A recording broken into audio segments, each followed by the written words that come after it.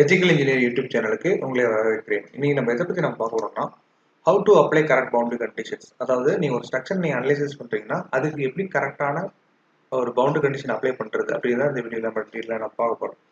ஒரு boundary condition நீங்கள் apply பண்ணோம்னா அதுக்கு ஒரு 3 முக்கியமான விஷயம் இருக்குது. அதாவது என்னன்னா, உங்களுக்கு ப்ராப்பரான இன்ஜினியரிங் ஜட்ஜ்மெண்ட் வேணும். இன்ஜினியரிங் ஜட்ஜ்மெண்ட்ன்றது என்னன்னா, இப்போ ஒரு ஸ்ட்ரக்சரில் ஒரு லோடு அப்ளை ஆகுதுன்னு வச்சுங்களேன், அந்த லோடு எப்படி அந்த ஸ்ட்ரக்சர்ல டிரான்ஸ்ஃபர் ஆகி எப்படி அந்த ஸ்ட்ரக்சர்ல ரியாக்ஷன்ஸ் கிரியேட் ஆகுது அப்படின்ற ஒரு ஐடியா உங்களுக்கு வேணும்.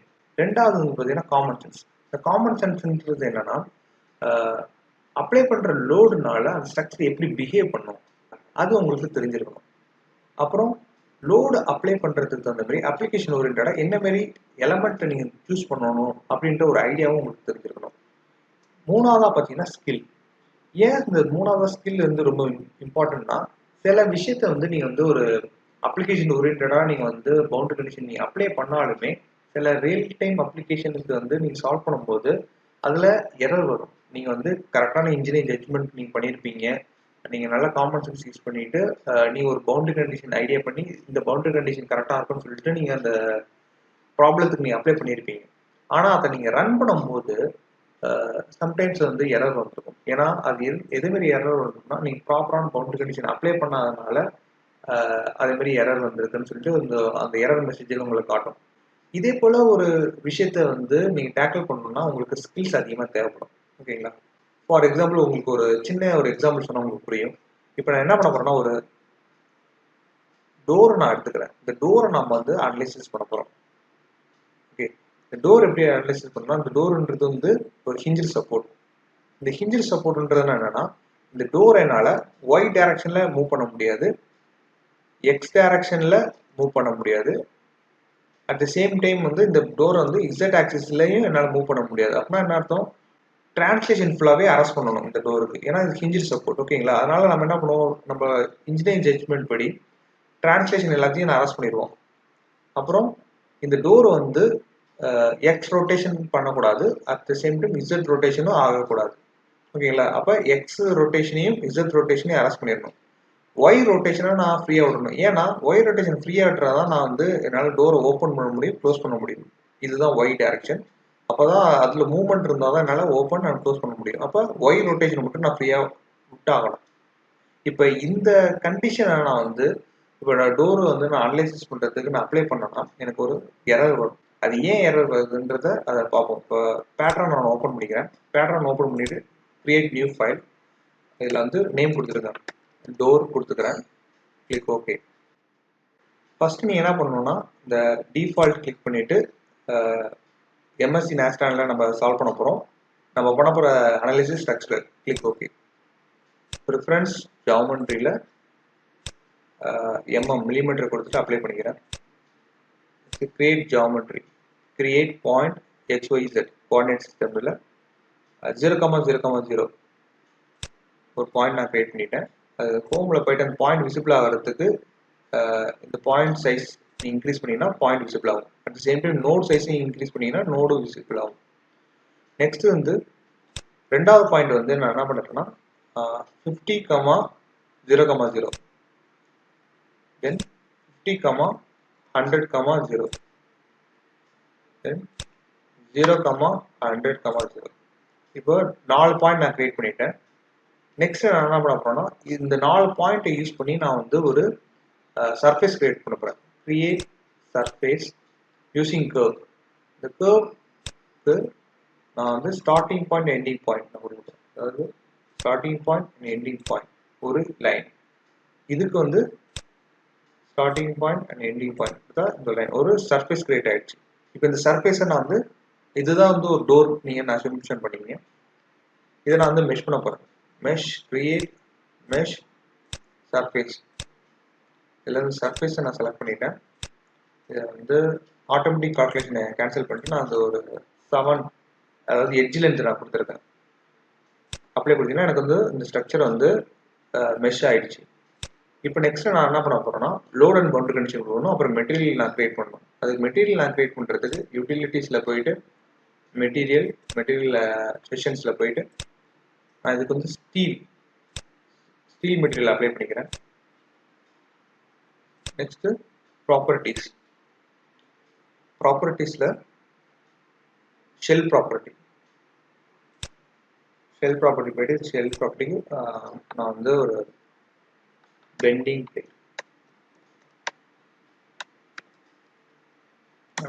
பிளேட்னு ஒரு நேம் கொடுத்துட்டு இன்புட் ப்ராப்பர்ட்டிஸ் இதுக்கு வந்து மெட்டீரியல் ப்ராப்பர்ட்டியில் மெட்டீரியல் வந்து ஸ்டீல் ஏற்கனவே கிரியேட் பண்ணது அதை செலக்ட் பண்ணிக்கிறேன். Next thickness 5 mm thickness 5 mm thickness அது click okay. And select application ரீஜனில் ஷெல் எலமெண்ட் கொடுத்துட்டு பிக் கால் கொடுத்தீங்கன்னா இருக்கிற எல்லா எலமெண்ட்டும் செலக்ட் ஆகிடும். ஆட் கொடுத்துங்க, ஓகே, அப்ளை. இப்போ ப்ராப்பர்ட்டி வந்து கிரியேட் ஆகிடுச்சு. நெக்ஸ்ட் நம்ம என்ன பண்ணோம்னா லோட் அண்ட் பவுண்டரி கண்டிஷன்ஸ். இந்த லோட் அண்ட் பவுண்டரி கண்டிஷன்றது என்னன்னா நம்ம வந்து பார்த்துருக்கோம், அதாவது நம்ம வந்து அப்ளை பண்ணுறது இந்த 2 பாயிண்ட்லையும் ஹிஞ்சர் சப்போர்ட் நான் வந்து கொடுக்கணும். அதுக்கு இந்த ஒரு 3 பாயிண்ட்லையும் ப்ளஸ் இந்த ஒரு 3 பாயிண்ட்லையும் ஒரு ஹிஞ்சர் சப்போர்ட் நான் கொடுப்பேன். அதுக்கு கிரியேட் டிஸ்பிளேஸ்மெண்ட், இது நேம் வந்து நான் ஹிஞ்ச் அப்படின்னு நான் கொடுத்துக்கிறேன். இன்புட் ப்ராப்பர்ட்டியில் ஹிஞ்சுன்னா என்ன, டிரான்ஸ்லேஷன் ஃபுல்லாக ரெஸ்பெக்ட் 0,0,0. அதுக்கப்புறமேலு 0, ஸ்பேஸ் விட்டுட்டு 0. ஏன்னா நம்ம வந்து ஒய் ரொட்டேஷனை நம்ம ஃப்ரீயாக விடணும், ஓகேங்களா? அப்போ தான் வந்து இந்த டோர் வந்து மூவ் ஆகும். Click okay. Select application region, இதுக்கு வந்து ஃபெம்பில் நான் அப்ளை பண்ண போகிறேன். அதுக்கு வந்து என்னென்னா இந்த 3 பாயிண்ட்டு ப்ளஸ் ஷிஃப்ட் ப்ளஸ் பண்ணிங்க, அப்புறம் இந்த 3 பாயிண்ட் ஆட் கொடுத்துட்டு ஓகே, அப்ளை. பார்த்தீங்கன்னா இந்த 6 பாயிண்ட்ல மட்டும் ஹிஞ்சு சப்போர்ட் வந்து அப்ளை ஆயிருக்கு. அப்புறம் இந்த ஒரு 3 பாயிண்ட்ல நான் வந்து லோடு அப்ளை பண்ண போகிறேன். அதாவது force create load and boundary கண்டிஷனில் கிரியேட் ஃபோர்ஸ் நேம் கொடுத்துட்டு இன்புட் டேட்டாவில் இசட் டைரக்ஷனில் நான் லோடு அப்ளை பண்ண போகிறேன். அதுக்கு 0,0, பாசிட்டிவ்ல லோடு அப்ளை பண்ணுறதுனால எனக்கு வந்து ஒரு சும்மா ஒரு 1000 நியூட்டன் நான் அப்ளை பண்ணிக்கிறேன். Click okay. செலக்ட் அப்ளிகேஷன் ரீஜனில் ஃபெமிலியர் கொடுத்துட்டு இந்த ஒரு 3 நோட் நான் செலக்ட் பண்ணிக்கிறேன். Add, click okay, apply. அப்போ எனக்கு வந்து லோடு அப்ளை ஆகிடுச்சு. நீங்கள் விசிபிளாக பண்ணணும்னா ஒரு ஐசோமெட்ரிக் வியூவில் நீங்கள் வச்சிங்கன்னா உங்களுக்கு தெரியும். ஓகே, இது ஐசோமெட்ரிக் வியூவில் நான் லோடு அப்ளை பண்ணிட்டேன் இந்த பக்கமாக. அப்போ எனக்கு வந்து load and boundary condition apply பண்ணியாச்சு. நெக்ஸ்ட் நம்ம என்ன பண்ணோம்னா இதை வந்து அனலைசிஸ் பண்ணணும். அனலைசிஸ் டெப்த், சொல்யூஷன் டைப் வந்து லீனியர் ஸ்டாட்டிக், சொல்யூஷன் 101. இதுக்கு அப்ளை கொடுத்துருங்க. இப்போ வந்து நேஸ்டான் ஓப்பன் பண்ணி நேஸ்டானில் இந்த டோர் டபுள் கிளிக் பண்ணி ரன் பண்ணு. இப்போ வந்து 576 டிகிரிஸ் ஆஃப் ஃப்ரீடம் இது வந்து சால்வ் பண்ணிட்டு இருக்கு. ஒன்ஸ் இதை சால்வ் பண்ணி முடிச்சிட்டோம்னா நம்ம வந்து ரிசல்ட் வியூ பண்ணுவோம். ரிசல்ட் வியூ பண்ணும்போது உங்களுக்கு எரர் கிடைக்கும், ஓகேங்களா? அந்த எரர் ஏன் வருதுன்றதை நான் உங்களுக்கு எக்ஸ்பிளைன் பண்ணுறேன்.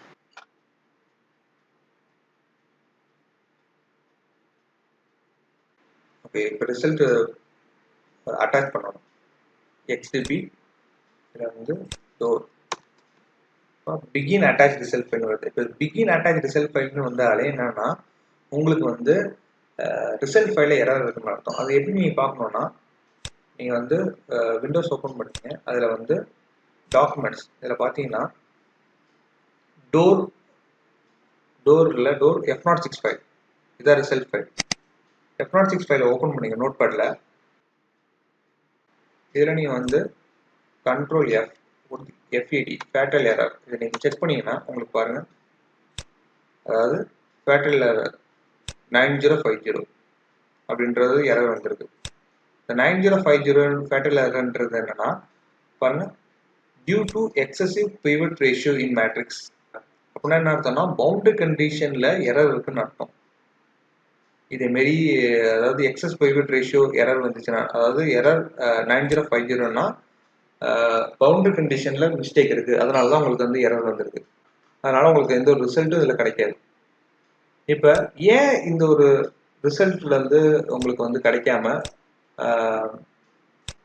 உங்களுக்கு எரர் மெசேஜ் வந்திருக்கு அப்படின்னு பார்த்தீங்கன்னா, நம்ம வந்து ஸ்ட்ரெஸ்ஸோ இல்லை எதுவுமே ஒரு ஸ்ட்ரெயின் கிரியேட் பண்ணால் என்ன இருக்கும்னா, ஒரு ரெசிஸ்டன்ஸ் வந்து இருந்தால் மட்டும்தான் ஒரு ஸ்ட்ரெஸ் கிரியேட் ஆகும். ஓகேங்களா? இப்போ நான் வந்து இந்த ஒரு எக்ஸாம்பிளில் பார்த்தீங்கன்னா, ஒய்யை நான் வந்து ஃப்ரீயாக ரொட்டேட்டரை வந்து ஃப்ரீயாக விட்டேன். நான் அப்ளை பண்ணுற லோடு வந்து இசட்ல லோடு அப்ளை பண்ணுறேன். அப்போ என்ன அர்த்தம், ஃப்ரீயாக வந்து மூவ் ஆகி போயிட்டே இருக்கும். ஏன்னா ஒய் ரொட்டேஷனை நான் வந்து ஃப்ரீயாக விட்டதுனால அது பாட்டு சுற்றிட்டே இருக்கும். அதில் எந்த ஒரு ரெசிஸ்டன்ஸும் அது ப்ரொவைட் ஆகாது. அதனால வந்து எனக்கு ஸ்ட்ரெஸ்ஸும் கிரியேட் ஆகாது, சேஞ்ச் இன் லென்த்தும் கிரியேட் ஆகாது.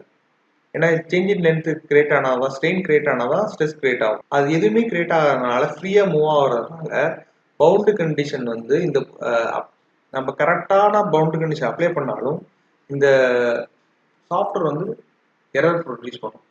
இதுக்கு தான் நான் வந்து என்ன சொல்லியிருந்தேன்னா, ஸ்கில் வந்து வேணும். இப்போ நம்ம என்ன பண்ணணும்னா, இந்த ஒரே ஒரு பாயிண்ட் மட்டும் நான் என்ன பண்ணிடுறேன்னா 6 degrees ஆஃப் ஃப்ரீடத்தை அரெஸ்ட் பண்ண. அதாவது லோட் அண்ட் பவுண்டரி கண்டிஷனில் போயிட்டு பவுண்டரி கண்டிஷன்ஸில் எக்ஸ்ட்ராவாக லைக் 1B அப்படின்னு கொடுத்துட்டு ஒரு நேம் கொடுத்துட்டு இதில் இன்புட் ப்ராப்பர்ட்டிஸில் வந்து என்ன பண்ணுறேன்னா எல்லா டிகிரிஸ் ஆஃப் ஃப்ரீடத்தையும் அரெஸ்ட் பண்ணுறேன். Click okay. செலக்ட் அப்ளிகேஷன் ரீஜனில் ஏதாவது ஒரே ஒரு நோடு மட்டும் நான் செலக்ட் பண்ணிக்கிட்டேன். இதை ஆட் கொடுத்துட்டு ஓகே கொடுத்துட்டு அப்ளை கொடுத்துறேன்.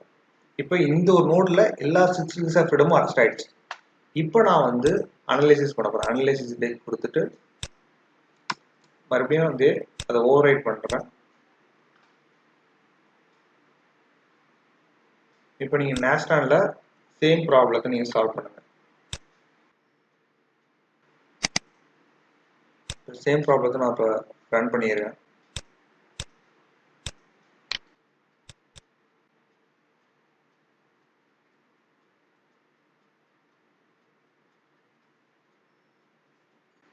இப்போ நம்ம வந்து ரிசல்ட், அதாவது நேஸ்டான் அவுட்புட் ஃபைலை அட்டாச் பண்ணணும்.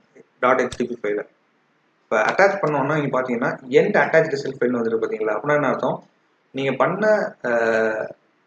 அதாவது ரிசல்ட்டில் எந்த ஒரு எரர் இல்லைன்னு அர்த்தம். இப்போ நீங்கள் அதை வேணால் செக் பண்ணி பாருங்கள்.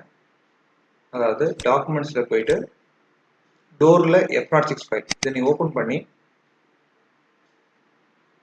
கண்ட்ரோல் F ஃபேட்டல் எரர் இப்போ செலக்ட் பண்ணிங்கன்னா cannot find, அதாவது ஃபேட்டல் எரர் எதுவுமே இல்லைன்னு வந்துருக்கு. இதில் நீங்கள் பார்த்தீங்கன்னா உங்களுக்கு வந்து ஸ்ட்ரெஸ்ஸோட வேல்யூ, ஸ்ட்ரெயினோட வேல்யூ இதில் வந்து எல்லா வேல்யூ இதில் இருக்கும். மேக்ஸிமம் டிஸ்பிளேஸ்மெண்ட் இருக்குது, டிஸ்பிளேஸ்மெண்ட் அப்புறம் ஸ்ட்ரெஸ்ஸோட வேல்யூ எல்லாமே வந்துருக்கு. இப்போ இதை நீங்கள் வந்து பிளாட் பண்ணி கூட பார்த்துக்கலாம். இதில் வந்து ரிசல்ட்டில் போயிட்டு உங்களுக்கு என்னென்ன தேவையோ, அதாவது டிஸ்பிளேஸ்மெண்ட் டிரான்ஸ்லேஷன் இப்போ நீங்கள் கொடுத்துட்டு நீங்கள் அப்ளை பண்ணி பார்த்தீங்கன்னா உங்களுக்கு அதோட டிஸ்பிளேஸ்மெண்ட் கிடைக்கும். இது வந்து ஒரு டைப் ஆஃப் மெத்தட் தான். அதாவது ஒரே ஒரு நோடை மட்டும் full degrees of freedom arrest பண்ணி பண்ணுறது ஒரு மெத்தட். சில பேர் என்ன பண்ணுவாங்கன்னா எண்ட் ரிலீஸ் அப்படின்னு சொல்லி ஒரு மெத்தட் இருக்கு. அதாவது ஒரு பீம் எலமெண்ட் கிரியேட் பண்ணிட்டு அதில் இருக்க ஒரே ஒரு டிகிரிஸ் ஆஃப் ஃப்ரீடத்தை மட்டும் ரிலீஸ் பண்ணுறதுக்கு ஒரு ஆப்ஷன்ஸ் இருக்கு. அதுமாரி ஒரு ப்ராப்ளத்தை நீங்கள் வந்து அணுகிறதுக்கு நிறைய வழிமுறைகள் இருக்கு. இது எல்லாமே நீங்கள் வந்து பவுண்டரி கண்டிஷன்ஸை பற்றி ஒரு கிளியரான ஐடியா இருந்தால் தான் உங்களுக்கு இந்த கான்செப்ட் வந்து புரியும். இது வந்து இதை யார் கற்றுக் கொடுப்பாங்க அப்படின்னு கேட்டிங்கன்னா, நீங்கள் எந்த ஒரு யூனிவர்சிட்டிலையும் நீங்கள் போய் இந்த பவுண்டரி கண்டிஷன்ஸ் எப்படி அப்ளை பண்ணணும்னு கற்றுக்க முடியாது. ஈவன் புக்ஸ் எல்லாம் நீங்கள் நிறைய படிச்சிருந்தாலும் இந்த புக்ஸில் எல்லாமே தெளிவாக எக்ஸ்பிளைன் பண்ணியிருக்க மாட்டாங்க. ஈவன் நீங்கள் வந்து ஏதாவது ஒரு கோச்சிங் சென்டரோ இல்லை ஏதாவது கன்சல்டன்ட்டோ நீங்கள் வந்து போய் ட்ரைனிங் கூட எடுத்துக்க முடியாது. ஏன்னா இதுன்றது என்னன்னா ஒரு காமன் சென்ஸ் ப்ளஸ் ஸ்கில். இந்த ஸ்கில்லெல்லாம் வந்து யாராலையுமே வந்து சொல்லிக் கொடுக்க முடியாது. நீங்களாக தான் இந்த ஸ்கில்லை வந்து டெவலப் பண்ணிக்கணும். இது எப்படி நீங்கள் டெவலப் பண்ணிக்கணும்னா ஒரு எக்ஸ்பீரியன்ஸ்னால தான் உங்களுக்கு இந்த ஒரு நாலேஜ் உங்களுக்கு கிடைக்கும். இது நீங்கள் எப்படி தெரிஞ்சுக்கணும்னா, நீங்கள் நார்மலாக நீங்கள் பண்ணுற எந்த ஒரு ஸ்ட்ரக்சரில் நீங்கள் ஒரு ப்ராப்ளம் ஒரு லோடு அப்ளை பண்ணி ஒரு பவுண்டரி கண்டிஷன் நீங்கள் அப்ளை பண்ண போகிறீங்களோ அதே ஸ்ட்ரக்சரை பெம்பில் நீங்கள் பண்ணுறதையும் எக்ஸ்பெரிமெண்டலாகவும் நீங்கள் வந்து அந்த சேம் எக்ஸ்பெரிமெண்ட்டை கண்டக்ட் பண்ணி பாருங்கள். நீங்கள் பெம்பில் பண்ண ரிசல்ட்டும் எக்ஸ்பெரிமெண்டலாக பண்ண ரிசல்ட்டும் ஒத்து போதான்றதை பாருங்கள். அப்படி பார்க்கும்போது உங்களுக்கு நிறைய ஐடியா கிடைக்கும், நிறைய நாலேஜ் உங்களுக்கு கெயின் ஆகும். ஏன்னா ஒவ்வொரு டைம் நீங்க வேலிடேட் பண்ணும்போது உங்களுக்கு ஏதாவது ஒரு மிஸ்டேக் வந்துருந்துச்சுன்னா, ஃபெம்பிள் மிஸ்டேக் வந்துச்சுன்னா நீங்க வந்து கிராஸ் வெரிஃபை பண்றதுக்கு உங்களுக்கு ஈஸியா இருக்கும். அட் த சேம் டைம் நீங்க நிறைய லேர்ன் பண்ணிக்கலாம். சிம்பிளா சொல்ல போனோம்னா எக்ஸ்பீரியன்ஸ் தான் உங்களுக்கு ஒரு ட்ரூ டீச்சர். அதுவும் முக்கியமா அந்த பவுண்டரி கண்டிஷன்ல நீங்க நிறைய எக்ஸ்பீரியன்ஸ் பண்ணா மட்டும்தான் உங்களுக்கு வந்து பவுண்டரி கண்டிஷன்ஸ் வந்து தெளிவா அண்டர்ஸ்டாண்ட் ஆகும். ஒரு சிம்பிள் பவுண்டரி கண்டிஷனுக்கு டெக்ஸ்ட் புக்லயே உள்ளதை நீ ஃபாலோ பண்ணலாம், இல்லை யாராவது சொல்லி கொடுக்கறது ஃபாலோ பண்ணலாம். ஆனால் சில காம்ப்ளிகேட்டட் ப்ராப்ளத்துக்கு நீங்க வரும்போது உங்களுக்குன்னு ஒரு ஓன் ஜட்ஜ்மெண்ட் வேணும்.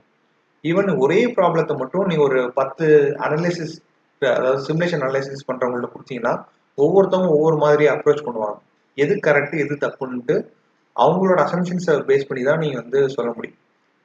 இந்த வீடியோல உங்களுக்கு ஏதாவது யூஸ்ஃபுல் இன்ஃபர்மேஷன், பயனுள்ள தகவல் கிடைச்சிருந்துச்சுன்னா இந்த வீடியோ லைக் பண்ணுங்க, உங்க ஃப்ரெண்ட்ஸுக்கு ஷேர் பண்ணுங்க. மறக்காம எத்திக்கல் இன்ஜினியரிங் யூடியூப் சேனலுக்கு சப்ஸ்கிரைப் பண்ணுங்க. நன்றி, வணக்கம்.